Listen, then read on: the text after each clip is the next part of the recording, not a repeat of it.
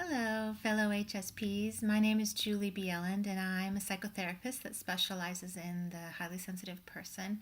I'm the author of Brain Training for the Highly Sensitive Person, Techniques to Reduce Anxiety and Overwhelming Emotions. Part of what I wanted to talk about today, and kind of a quick tip that I started doing, a little video series, is how do we talk to our medical professionals about our trait? I think that's a very important piece to discuss with your medical team, doctors, dentists, therapists. So I thought I'd use a little example of what I just did.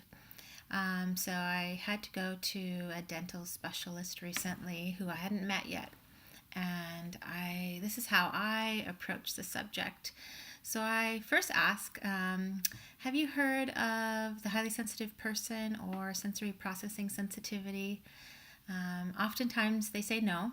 And if they haven't, then I take an approach that is about educating.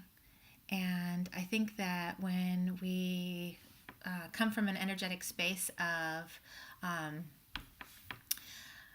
education rather than a place that something's wrong with us, I think that is really important in how it's received, the way that we project it. So you want to do it in a sense of education. So that's kind of the way that I did it. I said, well, it's a trait that is hereditary, and it makes up about 20% of the population. So that means that likely 1 in 5 of your patients will be highly sensitive. So much of what I'm about to tell you is probably going to be familiar to you when you think back to some of your patients. Some of the ways that this trait may affect us is for things like we may experience more reactions to medication, for example. So we may need to have lower doses of medications. We may have more side effects. And there may be situations that seem out of the norm, and I'm sure you've had some of your patients where you're thinking, oh, that doesn't seem like what I normally see, for example.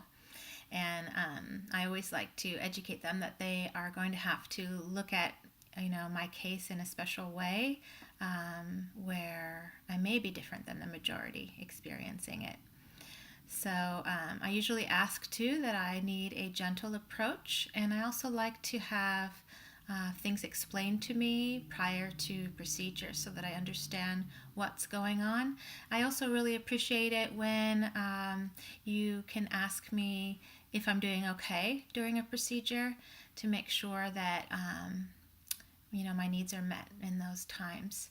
So there's a lot of different things about the trait, and I'd be happy to tell you more about them and so I kind of open it up for questions, and that helps because I'm coming from a background of educating this person, and I think about all the people that come after me, all the HSPs that come after me, and they're going to be appreciative of having had this explained to that particular medical professional. So that's just kind of a simple example of something that I may have said. They may ask questions, and really then you want to talk about what your needs are to that professional.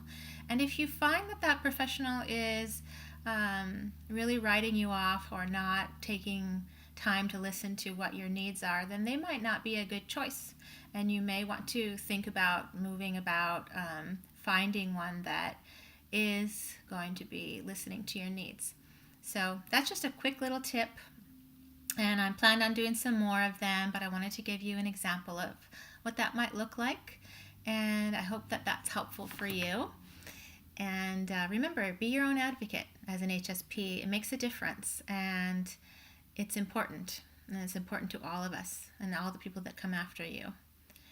Okay, thanks for listening, and we'll be back soon. Let me know if you like this. Click on like if you like it. If you want to see more videos of anything that you find helpful, let me know in the comment section, and I'll be back soon.